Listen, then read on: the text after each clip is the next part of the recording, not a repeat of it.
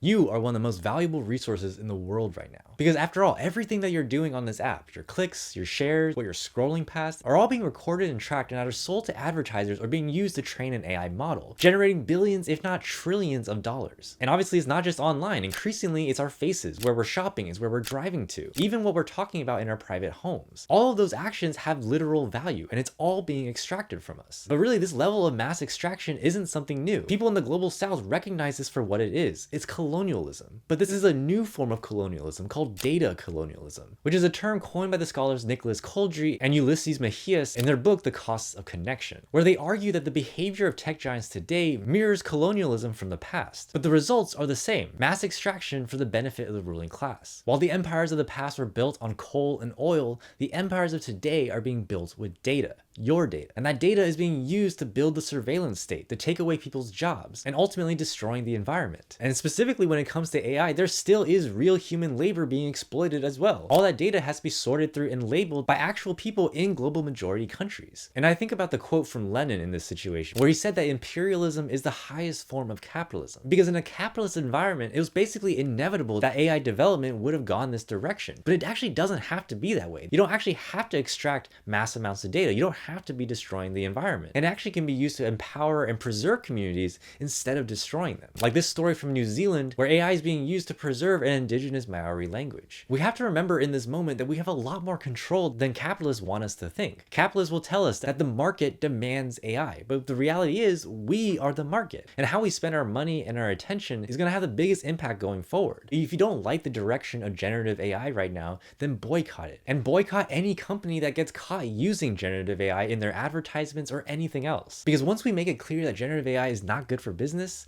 that's when generative AI dies. And if you want to learn more about how people are resisting AI and how we can keep our data more private and secure, then check out the latest issue of the Conscious Citizens Dispatch, where we talk about that and a lot more. You can get access to it for free, but if you want to become a paid member for as little as $2 a month, we'd really appreciate it.